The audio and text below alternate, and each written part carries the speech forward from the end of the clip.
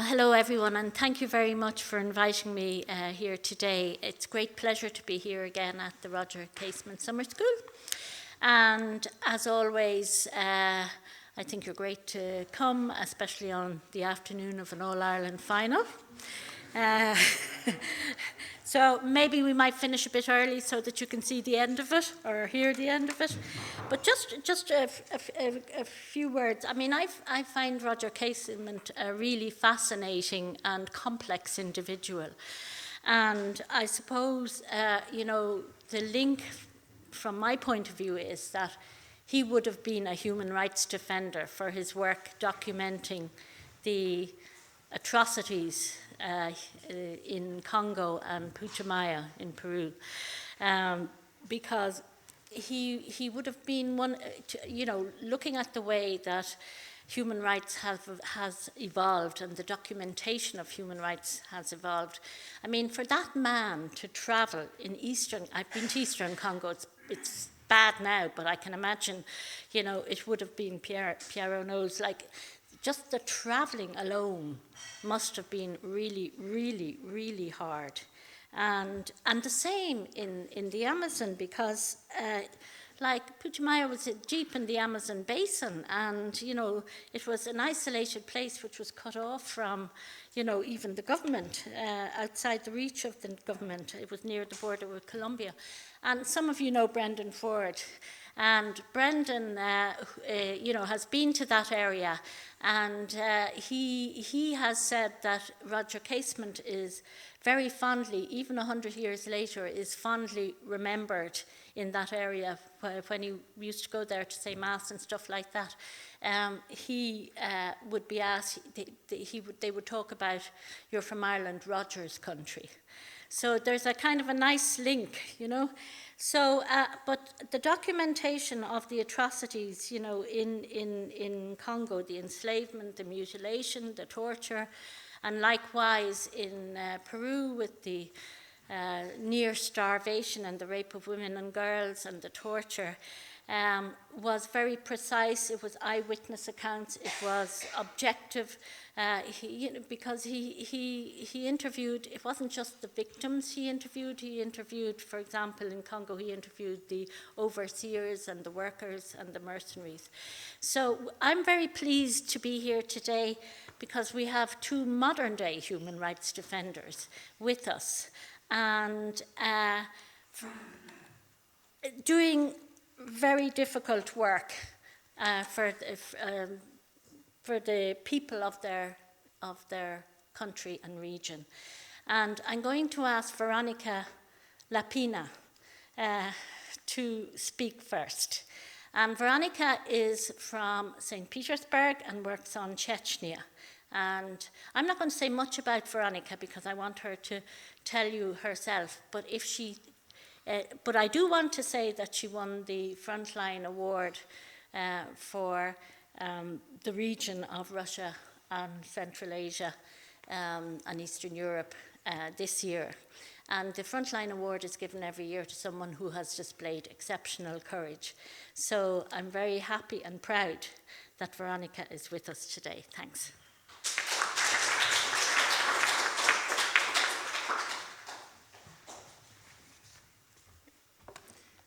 Thank you, Mary, and thank you for having me today. So Mary was not wrong with my last name, which is good. I am Veronica Lapina, and I will be talking about human rights in Russia today, but was sort of given an overview about the Russian context at the moment, because I'm not sure if you're familiar with it, and then sliding into my work and the work of the organization I work for and what we do on our daily basis. And somewhere in between, I will talk how I ended up here and how I ended up working in human rights as well. So Russia, as you probably know, and Russian current government are no strangers to human rights violations. You've seen it on the TV. You probably, if anyone watched Euronews this morning, there was actually a section on Moscow protests this morning. So you all probably seen how the Putin era and the Vladimir Putin's government are actually constantly, continuously violating human rights and the civic liberties of the Russian citizens. So to give you a brief overview of what has been happening since Vladimir Putin came into power in early 2000s, we've been, as a society, gradually sliding into an absolute lawlessness and the state where the rule of law has no power anymore.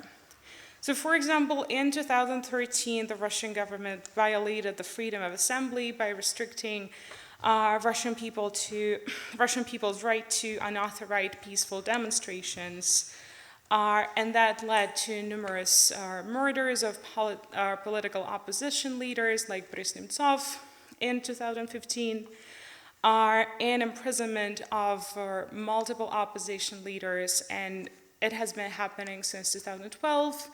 And you probably can, if you go online and Google Moscow protest, you can also see that at least 23, I think, protesters were imprisoned, and their rights for protection, their rights for a peaceful demonstration are currently being violated.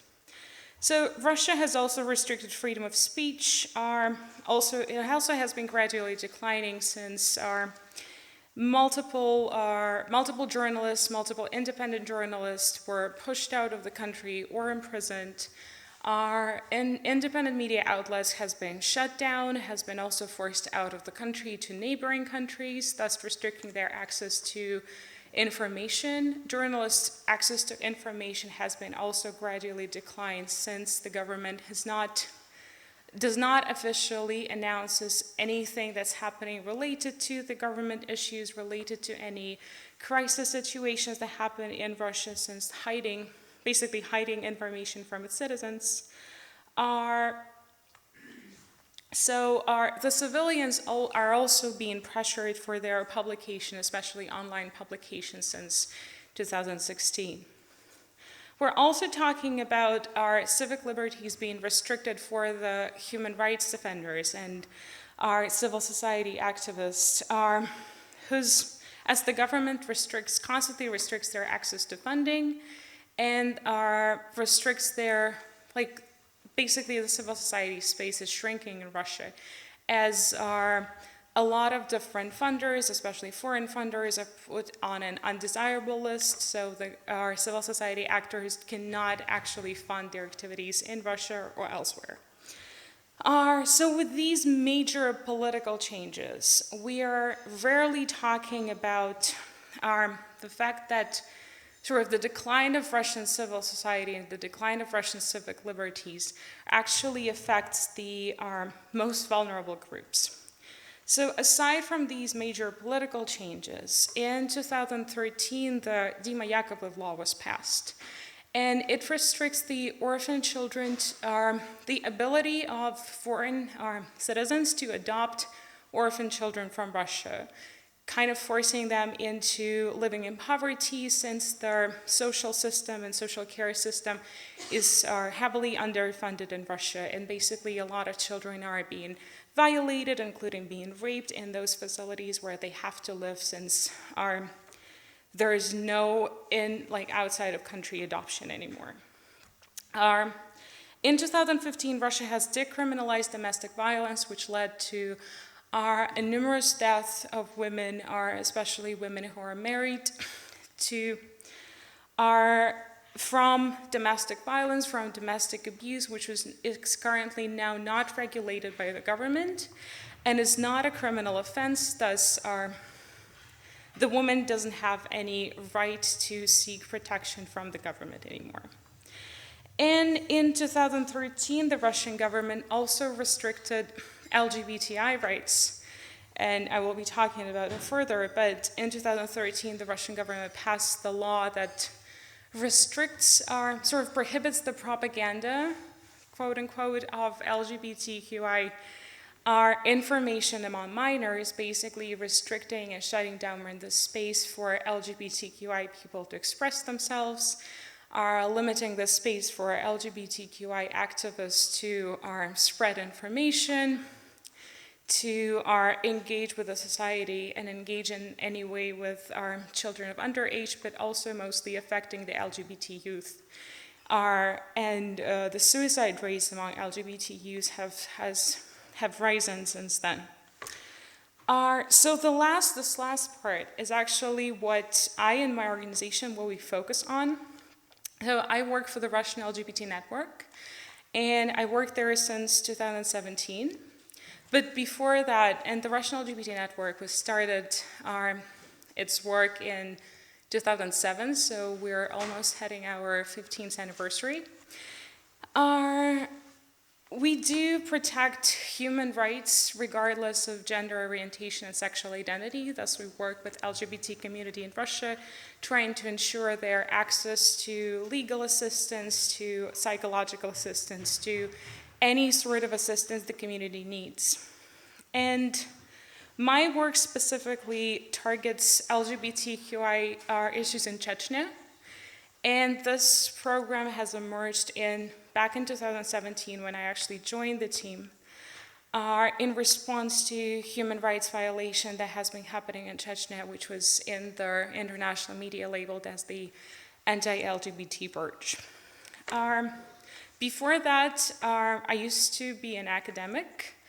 I was, at the moment, timely finishing my fellowship at Stanford, and as this news emerged, I thought that it was a time for me to act and to join the movement and to do some good for the people. So there I am. So to give you a brief overview of what has sort of created the situation where human rights violations in Chechnya emerged, I would like to go a little bit back in history and talk about the Chechnya and the Chechen wars and how this turbulent area actually created the atmosphere of impunity where LGBTQI people are being tortured, killed, and their rights are being continuously violated. So as we go back to the late 80s, early 90s, the Chechnya has been fighting for its independence after the fall of the Soviet Union. And during the First and the Second Chechen Wars, hundreds of thousands of civilians were internally displaced, sought refuge, and killed by the Russian troops. So the Russian troops invaded the republic that was seeking its independence and continuously for at least 10 years violated the rights of people, the right to life, the right for peaceful living, the right for education of children, the right to actually reside where they want to reside. And in response, the Chechen separatists orchestrated violent attack against the civilians in different regions across Russia. And I'm not sure if anyone followed the news back at that times, which was early 2000s, from the year 2000 up until the year 2008, this was happening. And those sort of attacks against the civilian population in Western Russia included placing bombs into residential areas, creating different hostage situation in public places, including theaters and our schools. So today we're actually having a 15th anniversary of one of such hostage situations, which is Beslan. To end this, the Russian government made an unofficial agreement with the Chechen separatists and appointed at that point very young leader, Ramzan Kadyrov, to head Chechnya. And he made two reforms that actually altered the Chechen society and that led into the situation that Chechnya is facing now. So at first he gave amnesty to those separatists who actually agreed to join the new Chechen government, including the military, including the police forces, and any sort of law enforcement officers. So those separatists received full amnesty. And to those separatists who did not agree to sort of follow this new regime, he introduced collective responsibility, which would mean that not only the actual person who sort of shares the separatist incentive and continues to fight for Chechnya independence, it's not only him who is responsible for those actions, but also his family, his next of kin, all of his relatives bear the responsibility of his action. So this was an easy way to eradicate all those separatist incentives, because the separatists were extrajudicially executed, are tortured in secret prisons, killed, and exiled in multiple ways. But then also the families of the separatists suffered, severely, also forced out of Chechnya, being forced to seek refuge, and displaced, and basically ostracized by the whole Chechen community. So this created an atmosphere of fear where a family is responsible for every single person who's next of kin, basically. And over the years, Chechnya fought with the enemy, their internal enemies. But as soon as all the separatists were basically either on the side of the Chechen government, basically on the Russian side, or or executed and evicted, killed, you name it, Ramzan Kadyrov and his government sort of were interested in to continue to terrorize the civilian population in Chechnya, and endured on this search for a new internal enemy. So over the years, the internal enemies were Salafi Muslims, drunk drivers, drug users, and since 2017, LGBT people. So it all started with the abduction of one drug user in 2017. And in his phone, the Chechen police found basically a Grindr app, which is a meetup app, sort of dating app for LGBT people. And they figure out that he was gay, and through his phone, they also found out the information about other gay people in Chechnya, arrested all of them, detained them for up to 2 weeks, tortured them, and then returned them to the families, saying that the family, since the family bears responsibility for their family member and for him being gay, the family should engage in the honor killing, which is like to wash away the shame that this gay person brought onto the family with blood.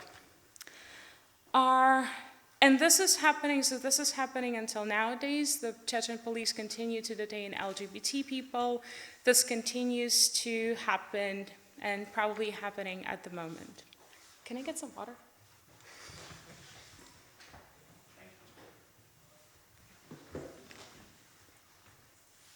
Sorry. So as a response to these atrocities happening in Chechnya, my organization, the Russian LGBT Network, set up a shelter and set up different ways in which we were and continue assisting LGBT people from Chechnya and other areas in the North Caucasus. At this moment, we help more than 160 people to get out of Chechnya and to seek refuge outside of Chechnya, since they are being persecuted by the law enforcement officers. It's almost impossible for them to hide in Russia, no matter how huge the country is. And that's the sad reality of it. We're working, and with the help of plenty of international organizations across Western Europe and North America, we've sort of helped these people to raise their voices. We work together with multiple organizations to sort of give momentum to this crisis, to show the problematics of the North Caucasus, but also to show that the Russian government perpetuates those violations and let them spark and let them grow on the territory of Chechnya. Since not only us as a group of LGBT activists, but also multiple politicians addressed Vladimir Putin on these news, and the government of Russia continues to deny any allegations and continue to deny that these things are happening in Chechnya. So we're happy that international engagement sparked interest in what's happening in Chechnya and helped us to do our work. And I think I will give floor to the questions, since those will be probably more interesting rather than me talking and talking and talking. And I'm usually asked for sort of concluding the story, but there is no yet a conclusion. Our human rights defenders have been working in Chechnya and on Chechnya for years and years now, since the first Chechen war sparked in 1989. But the more people, the more human rights defenders or ordinary people know the story, the more people are actually on our side, the more people circulate the story and retell the story as we are telling it. The more allies we get across our multiple countries, and this actually gives us hope for a resolution at some point. Thank you. And now we're going to turn to Abdulaziz. Say your second name for me so I get it right. From Saudi Arabia. And we will listen to his presentation, and no doubt we will have another round of interesting questions afterwards.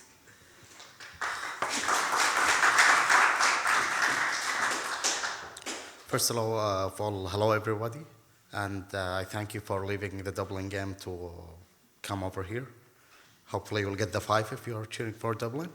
I stand here in front of you, but I want to ask you first a question. Have you ever heard of Jamal Khashoggi? Have you ever heard? Can you raise a hand if you did? Oh, even you. Cheers, man. So everybody did, most of us. I worked with Jamal before he died in a project called the Bee Army, which I will be going in details to after I introduce myself. But I wanted to start it with a hot topic because in Caseman, famous report, he talked about cutting and chopping hands. What the Saudis did to Jamal, they chopped his hands and his whole body, and they burned him. So I'm talking today to all of you to take the approach of Casement when he take the effort and the time to look out of the problems in his society. Because what we are facing in Saudi Arabia or what they are facing in Russia, they are all connected. It's all connected and we all have to fight it. So, I will start by a little bit about myself. I have been living in Ireland for 5 years now. I've been to 27 countries around the world. I just love to travel, and fair play to you, Ireland is one of the best places I've ever seen, especially Dunleary. Fine place. I've heard that the English thought it was a French when they first came here. When the revolution happened, they thought it was a part of French, so it's really beautiful. Now, I lived here 5 years. I come from an absolute monarchy, and if we're going to compare countries, so absolute monarchy is a different story. The king is like a god in our country. I lived here for 5 years. I was enlightened, and it made me the activist that I am when I see how you practice democracy and liberty in this country. I learned a lot, and I was moved to help or to preach democracy in my country. But I had to learn, so I started looking into political parties. I checked Labour. I wasn't so impressed, but fair play to them. I checked Sinn Féin, met Mr. Jerry Adam. He was very, what can I call him? Energetic, but I didn't join Sinn Féin. I joined People Before Profit, and I think the left was the first step to me into going to politics. It's a good way to start. I did some canvassing. I got the chance to meet Mr. Leo, John Borton, and others in comparison to my experience in Saudi Arabia. The politics life is a forbidden one. If you only speak publicly about politics, you can disappear for the rest of your life, tortured, and nobody dare to ask about you or say your name. So, personally, I was a businessman. I worked in publishing for a long time. I did some good work in social media and other publishing techniques that are now the new way to connect people and to fight for our rights. In our country, there is no way to connect or to show your opinion except through Twitter and Facebook, which is sad in a way because there's no serious conversation going on except through the American companies. So, and the American companies, Twitter and Facebook and other companies, they look into Saudi Arabia as a source of revenue, and they don't see us as human beings suffering. Trump, when he was coming out of Saudi Arabia, he said, I bring you jobs, jobs, jobs. But he sold weapons that will be bombing Yemen soon. So it's a very unfair approach to our culture, which is a very great culture. So I moved from business. I left my family. I can't contact them anymore. All of that happened after the war in Yemen. I couldn't stay silent anymore. People was dying with our tax money, with our oil money. And as a Saudi, I studied with the new crown prince or the new star, Mohammed bin Salman, in school and in university. My family is close to him, so I can understand a lot of the politics going on in Saudi Arabia. I really believe the war in Yemen wasn't about anything but this guy just got a new position and he wanted to prove himself. This is all the mess. He thought it will be 3 weeks as he announced, and now we are in the 5th year, and people are suffering for a political ambition, or as the German called him in an intelligence report, Mohammed bin Salman, as a reckless, ruthless gambler. So this is my background. I don't like to go a lot into it because my family could get into trouble, but I will list a couple of reasons that changed me from a businessman into an activist. First of all, I talked about the culture I've seen here and the practice of democracy, and it was amazing. And sometimes people pay tax and get grumpy out of it. You're really getting a good deal. Like, you got a good society, you got a safe society, and that's how it works. So keep paying your taxes and don't be so grumpy about it. We don't pay taxes in Saudi Arabia, not at all. And nearly, like in the last 2 years after the war, we had to pay taxes, but we got no freedom at all, and it's not a good deal. Like, really, I'll pay taxes any day of the year. So the second reason was fear. At a certain point, some of my friends and people who I mingle with and who I like their ideas, and they are personal friends, start going into jail without a reason. We had a king, then the king changed, so the red lines dropped down, and they start taking us for the things we said when it was allowed to say it. So I was so afraid, and I felt, if I'm living this life, my son will live the same life.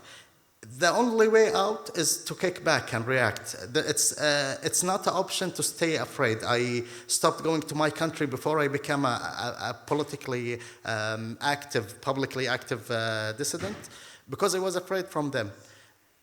The police force, or the places or the people who are responsible of making us safe and making us our country better, is the forces who took a plane with 18 people to go to the embassy in Turkey and kill a Saudi journalist. They tried to kill our people. Saudi Arabia have a bad reputation when it comes to Wahhabism and ISIS, and rightly, because our ideology, the government ideology, Islamic ideology, is the seed for extremist Islamist idea. But a friend of mine, who is non-politically active, so he don't speak about absolute monarchy or people representation or anything like that. Now the government is asking for capital punishment for him for challenging a methodology that's 1,400 years old. I sent it to a reporter. So he said about a guy, his name is Muawiyah. He said Muawiyah is an infidel. And now they're asking for her death. So the journalist was asking me, who is Muawiyah? Can you give me his profile like in Twitter? I said, no, Muawiyah died 1,000 years ago. But this guy is getting killed for attacking him. Now, this is the background of Saudi Arabia. Let me take you to the Bee Army, which is a project. The Bee Army is a project that aims to give people a safe way to access internet and state their opinions. In Saudi Arabia, we had a friend who used to go to Twitter in an alias name. He was pretty famous. He's a good writer. So the government get his number, and the story is like the New York Times report about it. It was leaked from Twitter. and the guy is in jail now for more than 4 years, and a lot of sources said that he died under torture. So we give people a way to access the internet and Twitter to state their opinions without being, by making them safe doing so. We do that through using an encrypted app. And people come to us like they're chatting, and they put the messages, and we put it into their accounts on Twitter. And I would like to say something. Roger Casement would be proud if he know what you are doing and what you build as frontline defenders. We got more than 15,000 people from Saudi Arabia went into a material that was made by frontline defender and learning how to be safe. And happily enough, you might not know the news. They are going to. We're working with frontline defenders. They give us the initial acceptance, and that is one of the greatest achievements we have in the B Army until now, because our job is to make people safe. And by working with people who have experience and knowledge, we can achieve that job. As individuals, we are very weak and challenged by one of the strongest countries, because in Saudi Arabia they have a lot of money and there's no kind of rule of law. There is nothing that stops them. So the king is like a god on earth, and he have endless resources. So what we are doing, we have also a big campaign for Jamal. It will be next month or after a month and a half, a year from he was dead, and the killers are not brought to justice yet.